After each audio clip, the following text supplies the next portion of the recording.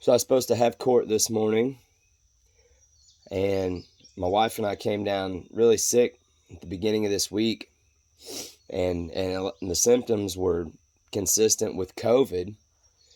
And anyway, we sent off a test, and we're supposed to find out if we actually had COVID or not. But I didn't start feeling like myself until today.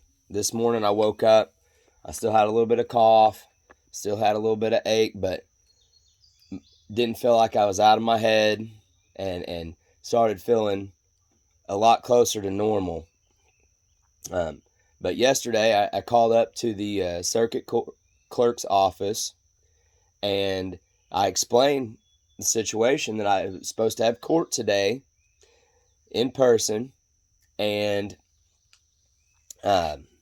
the circuit clerk was just incredible. The lady that I spoke with was just incredibly rude, and that's been consistent through this entire process of trying to resolve why I had court in the first place, and I'll get to that. But at every level of the process, every single person that I've dealt with has been incredibly rude and condescending, and we're talking middle of the country Missouri here, okay? And I understand that a lot of people in those offices, they deal with some real characters, let me tell you. Okay, I see them. I deal with them myself. I had a couple of them try to take advantage of me by cutting down trees on my property without permission. And, I checked those people's criminal history, and they have violations all over the place. And I listened to some of the other people on this teleconference call, and their violations, and having warrants in multiple counties, and it's insane, okay? But when the people in the court system just automatically think that everybody is one of those criminals, and they treat folks accordingly, that's not innocent until proven guilty. That's, we know that you're guilty, and we're going to treat you like garbage. And we're going to talk to you like you're less than a citizen just because you're having to have interactions with us. That's how every single person in the court system that I've dealt with this specific situation has treated me like I'm a serious hardened criminal. And that's just not the case. I've had 2 speeding tickets and a minor in possession of alcohol 18 years ago. That is my entire criminal history. I don't understand, and maybe it's just the volume of cases that come through the system that make it where it's this way, and they don't have the time to really evaluate each and every individual that they're dealing with, but they should.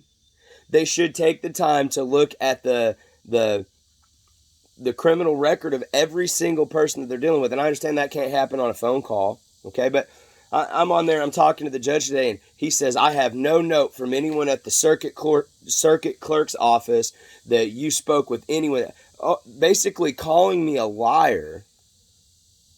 And I mean, how else would I have had the number and the access code to the meeting they were on this morning? How else was I showing up on there if it wasn't registered? But immediately wanted to jump to treating me like I was lying about that I called, and then saying, well, you don't sound sick. Well, yeah, today's the best day that I've had since I came down being sick on Monday. I've been miserable for almost an entire week. But they don't care about that, because the volume of people that they have, that they deal with, is so overwhelming that it's distorted their perception of reality, and it's really turned them into hardened people.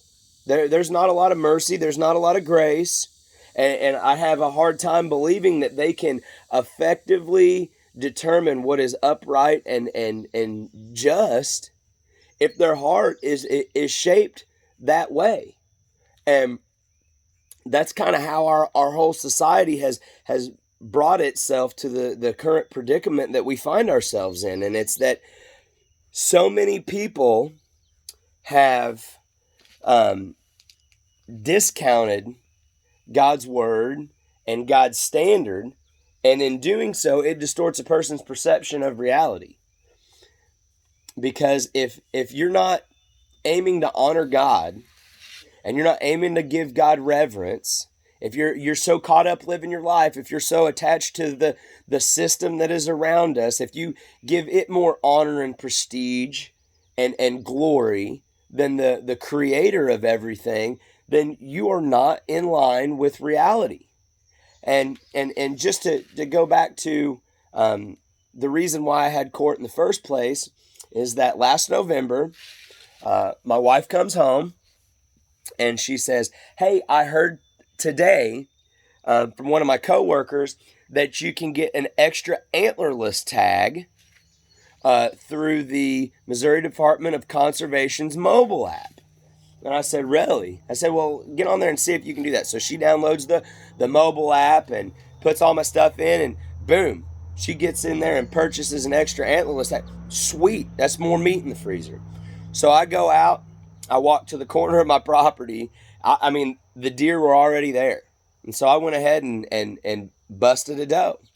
And anyway, I'm not the greatest shot in the world. So, of course, I wounded the poor thing. And it took me a while to track it down and do what I needed to do and get it back to the house and whatnot. And anyway, we went to check the deer in that evening.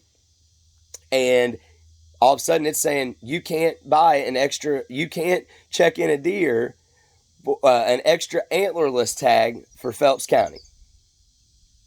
That's not one of the qualifying counties to be able to have an antlerless tag. Well, why did it let me buy it in the first place? Now, I had a couple of options there. I could have tagged it with my last remaining tag, and that would have effectively ended my deer season, which if I would not have been allowed to purchase, if I would have known that I wasn't going to be able to use that tag for the county, then I never would have went out and shot a doe when I had that much deer season left. The way that I go about my deer season is on opening day, I shoot a doe. And then I hunt the whole season trying to kill something that's got a nice rack on it. And if I don't, then the last weekend I see a doe, I'll shoot it. There I filled both my tags. So I could have used my remaining tag on a doe, but I just really didn't feel like that was right. That because there was a mistake on the mobile app that allowed me to purchase an antlerless tag for this county, did not tell me that I couldn't use it until I went to actually check the deer in. Okay? Didn't feel like it was right for me to have my deer season basically altered and cut short that way. So what I did was I told my wife, I said, go ahead and just purchase 2 tags under your name and then just check that deer on that. That way they're still getting their money for a tag. Never tried to get a refund for the $7 that I paid for the extra antlerless tag. And we'll just do it that way. That seems to be an appropriate way to go ahead and deal with this. The other thing that I could have done is I could have lied, and I could have said that I killed that doe in a different county altogether. No red flag would have went up through the Missouri Department of Conservation. They never even would have thought to come and check that. Or I could have just done nothing, and I could have just cut the deer up and stuck it in my freezer, and they never would have known. But because my wife purchased a tag and then checked the deer, that threw up a red flag to them, and here comes the conservation agent, totally ignored my no trespassing sign. He says, I have the right to go anywhere. And you know what? He was incredibly rude. From the start, he comes rolling into my property. I'm inside going to the bathroom. I come outside, and I got this guy rubbing on my deer, okay, that's hanging under my carport. And anyway, it just speaks to the inefficiency of the entire world that we live in right now. You got mistakes on mistakes on mistakes, and rude people with rude people and rude people. And then you've got people like me. I really aim to do it the right way. I mean, obviously, I wouldn't have a criminal history that's 2 speeding tickets and a minor in possession of alcohol if I was out here just violating the law left and right. Total disregard for other people. But what we've got right now is a major problem on so many levels. I'm mainly like, I could have paid the $150 fine, and they kept, oh, go get a lawyer. Yeah, I'm gonna go get a lawyer. I'm gonna pay a lawyer $125 an hour for a $150 ticket. That makes good sense. Okay, but our system is not set up to help people anymore. It really isn't. It's set up to create dependence on the system, and it's set up to profit on people's problems. The system isn't interested in helping people or really even bettering society. The system is I mean, it's a revenue generator for the county. I mean, the fewer people that are fined, less money that is for, Missouri Department of Conservation. Their entire stream of revenue is based on tags, permits, and fines. There's no incentive for the agents to show anyone any kind of mercy, any kind of grace, any kind of understanding, because they've been manipulated into believing that if they do that, then they don't have a job. Okay, Missouri Department of Conservation is so much less about it. It's not as much about conservation as it is preservation of jobs, and really at every level, the system has turned what were probably well-meaning, good-intentioned people into just tools of tyranny. At so many levels, we see this all across our whole society. Things should function so much more efficiently than what they do, but they don't. And people don't treat people the right way. It's shameful. It's sad. And man, I just don't know how much longer our society can sustain itself at the current rate that we're going. At some point in the very near future, I feel like things are gonna just fall apart to the point where the United Nations has to come in and try to keep order. They don't have to, but that's gonna be where the end of America is undeniable. And I don't know what life is going to be like after that, if that comes. But I'm just incredibly disappointed in the way that I've been talked to and treated by the court system. When it's not like I'm a hardened criminal. I'm just a dude. And it's been disappointing that I'm getting ticketed in the first place for something that would not have happened if it wouldn't have been for the error on the mobile app. And then and that's another thing, is the system.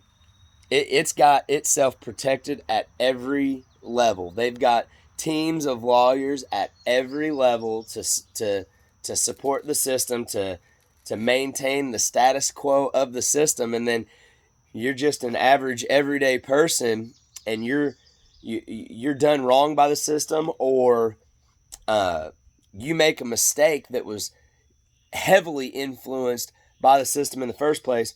Who do you think's held accountable, right? And that $150 to me, that's a bigger percentage of my budget than $150 that Missouri Department of Conservation misses out on. They don't see it that way. They see that as, oh, that's a partial day's pay for an agent. $150. We gotta make sure that we keep those fine revenues up, so that we can have conservation agents. Well, I tell you what they've done is they've lost my support, and I'm gonna still buy tags because I don't want to create even more problems for myself. But you won't see me doing any favors for them. You won't see me going out of my way to help them.